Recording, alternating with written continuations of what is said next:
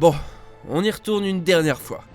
A nexus point is an event in time of such importance that it gives rise to a vastly different future. Somewhere in the past, the timeline skewed into this tangent. Travel back to 1969 and I was frozen in 1967. Presumably, I could go visit my frozen If you travel to the past, that past becomes your future. And your former present becomes the past, which can't now be changed by your new future. The future's not set. There's no fate but what we make for ourselves. Salut tout le monde, c'est Xavier, bienvenue sur Watch Mojo français. Aujourd'hui on se retrouve pour notre choix des 10 éléments que Terminator Dark Fate a modifiés. Pour cette liste on va passer en revue les moments dans Dark Fate qui dévient des anciens films Terminator et ont changé à jamais la franchise. Si vous n'avez pas encore vu le film, sachez que la liste va vous spoiler fort.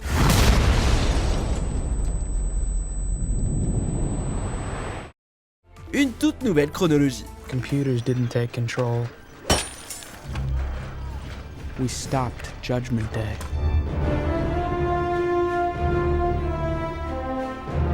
L'affiche de cette suite disait « Bienvenue au lendemain du jugement dernier ». En d'autres termes, les deux premiers films Terminator sont les seuls que vous avez besoin de voir si vous souhaitez vous plonger dans Dark Fate.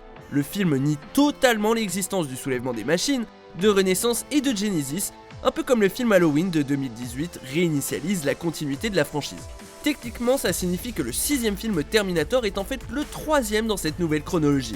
Étant donné que la plupart des fans aiment faire comme si la série s'était arrêtée à Terminator 2, reprendre à ce moment-là et retrouver nos héros en 1998 est une super bonne idée. Sarah Connor est en vie. My name is Sarah Connor. When I was about her age, a Terminator was sent to kill me.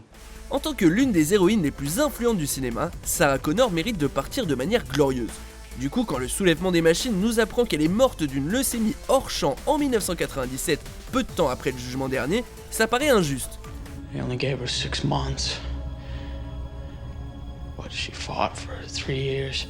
Dans la série télé Terminator, les chroniques de Sarah Connor, qui a lieu dans une autre chronologie, on apprend aussi qu'elle meurt d'un cancer en 2005. Linda Hamilton reprend son rôle culte dans Dark Fate et le cancer n'est plus l'assassin de Sarah. Elle est toujours bien active en 2020 et ne montre aucun signe de faiblesse. J'imagine que c'est son régime à base de chips qui la garde en forme. En tout cas, Sarah est toujours pleine de vie. We changed the future. Saved 3 billion lives. You're welcome. Ripin Pepperoni John Connor. Hasta la vista, baby. On était tous curieux de voir comment John Connor allait être inclus dans l'histoire, surtout en apprenant qu'Edward Furlong reprend son rôle. Le film répond à la question dès les premières minutes, où l'on a droit à des effets de rajeunissement terriblement efficaces sur Furlong et Hamilton. Puis, un Arnold Schwarzenegger rajeuni arrive et nous déchire le cœur. Bien que le jugement dernier soit du passé, John est toujours traqué. Les machines finissent par le retrouver en 1998, et c'est là qu'un T-800 le fusille. Dans chaque film Terminator, John est montré comme le sauveur de l'humanité, celui qui est destiné à mener la résistance humaine après que Skynet a pris le pouvoir. Mais John est désormais pour la franchise Terminator l'équivalent de Newt dans la franchise Alien. That's definitely you. Skynet n'existe plus. Skynet fully operational, processing at 60 teraflops a second. Dans le soulèvement des machines, on apprend que le jugement dernier n'a pas été stoppé mais simplement reporté en 2004. Sauf que dans cette nouvelle continuité, le destin de Skynet est scellé dès Terminator 2, quand le bras et le processeur de Terminator sont détruits avec le T-800 reprogrammé. Si John meurt jeune dans cette chronologie, ses actes passés n'étaient pas vains puisqu'il a réussi à arrêter ce jugement dernier pour de bon. En passant de l'année 2020 à l'année 2042, Grace explique bien qu'elle n'a jamais entendu parler de Skynet, ce qui signifie qu'il n'est jamais devenu conscient et n'a jamais lancé de guerre nucléaire. Mais vu le monde dont est issue Grace, c'est clair que quelque chose a déconné, avec ou sans Skynet. Il pousse comme des pâquerettes ces OS malveillants. Sir, the Pentagon has proposed that we use our AI to scan the entire infrastructure, search and destroy for any hint of the virus. I know, Tony, but that's like going after a fly with a bazooka. Légion.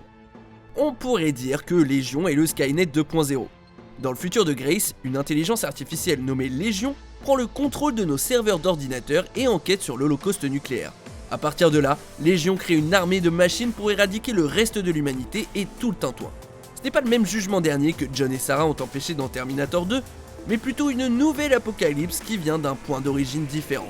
Un peu comme Skynet, Légion devait à la base nous défendre et a fini par se retourner contre les humains. Franchement, à ce stade, autant tous jeter nos ordinateurs par la fenêtre. Non, cela dit, nos vidéos se matent que sur internet, donc non en fait, non, faites pas ça. We have destroyed ourselves. D'autres Terminator. Nice night for a walk. Dans le premier Terminator, Skynet a envoyé un T-800 dans le temps pour tuer Sarah avant que John ne soit conçu. Ça n'a pas marché, alors un T-1000 a été envoyé pour éliminer un John adolescent. Dans Dark Fate, on apprend que Skynet avait envoyé d'autres Terminators dans le passé et qu'ils ont tous échoué à l'exception d'un. Même une fois John mort et enterré, les Terminators n'ont pas cessé de pleuvoir. Sarah dit à Grace et Danny qu'elle a reçu des messages d'une source inconnue au fil des ans. Ces messages alertent Sarah quand un autre Terminator revient dans le temps et où elle peut le détruire. Pour ce qu'on sait, Sarah a éliminé tous les Terminators qui ont croisé son chemin. Enough of a resume for you. Le Rêve 9. Whole body's a weapon. Sorry. Jusqu'à présent, chaque Terminator avait un T dans son nom. Il y a eu le T-800, le T-1000, le TX, etc. C'est un peu le côté Steve Jobs de Skynet qui a bien saisi l'importance d'avoir un nom de marque constant. Comme le Rêve 9 est un produit de Légion et non de Skynet cependant, ce dernier Terminator s'affranchit de la lettre T. Bien sûr, ce n'est pas la seule chose qui différencie le Rêve 9. Par exemple, ce Terminator est capable de se diviser en deux machines tueuses. L'une est un endosquelette de Terminator traditionnel et l'autre un exosquelette en métal liquide. On dirait presque un symbiote de l'univers Marvel. Si le Rêve 9 partage quelques points communs avec les anciens Terminator, tels que le fait qu'il puisse changer de forme comme le T-1000, on n'a jamais rien vu comme lui dans la franchise auparavant. L'incroyable Grace. I am human. Just enhanced. Les humains et les Terminators reprogrammés avaient déjà été renvoyés dans le temps, mais Grace emmène la série dans des terres inconnues. Bien que née humaine, Grace a eu droit à des améliorations cybernétiques au milieu du combat. Si les mortels nécessitent des armes et leur intelligence pour éliminer un Terminator, la cyborg Grace peut affronter un ennemi comme le Rêve 9 à main nue. Ça ressemble un peu à Marcus Wright dans Renaissance, cela dit. I'm the only hope you have. Condamné à mort, Marcus fait don de son corps à la science et émerge en tant que cyborg après le jugement dernier. Par contre, si Marcus se sentait plus machine qu'humain, on ne doute jamais de l'humanité de Grace qui nous permet de connaître de nouvelles technologies du futur. Which means I can rip your throat out if you piss me off, so don't. Le destin de Danny Dark. Grace a été renvoyée en 2020 pour protéger Danny Ramos tandis que le Rêve 9 est naturellement présent pour tuer la jeune femme. Au début, Dark Fate pousse le public à croire que Danny sera la prochaine Sarah Connor, la femme qui donnera naissance au protecteur de l'humanité. Il s'avère que Danny est en fait la nouvelle John Connor, celle qui doit mener la résistance humaine contre les machines. Comme il s'agit d'un nouveau futur et d'un nouveau jugement dernier, il faut une nouvelle sauveuse. Et Danny découvre à son tour que le destin n'existe pas. Ce sont nos actions qui définissent notre vie. Du coup, Danny a le potentiel d'éviter le jugement dernier avant qu'il n'ait lieu. Si John a pu le faire, elle en est tout aussi capable. She intends to change the future. On arrive presque à la fin. Nous publions de nouvelles vidéos chaque jour, alors abonnez-vous et activez la petite cloche et les notifications sur téléphone pour ne rien rater. Carl n'est pas si méchant. I'm going to help you protect the girl, because I choose to. Arnie est de retour, mais ce n'est pas le T-800 de Terminator 2. Carl est un Terminator différent qui a tué John. Maintenant que sa mission est terminée et que Skynet n'existe plus, qu'est-ce qu'il peut faire? Surprise, Carl trouve un nouveau but dans sa vie en tant que chef de famille qui prend soin d'une femme et de son fils. Il a aussi un boulot de vendeur de rideaux. Un sacré retournement pour une machine tueuse. Le deuxième opus a montré qu'il est possible pour un Terminator d'apprendre la valeur de la vie humaine.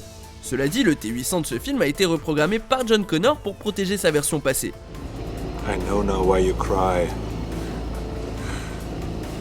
But it's something I can never do. Carl, lui, n'a jamais été reprogrammé et devient le premier Terminator à développer sa propre conscience. So you're Carl. That's what everyone calls me, yes. Vous êtes d'accord avec notre sélection? Dites-le moi en commentaire et checkez cette autre super vidéo de Watch Mojo Français.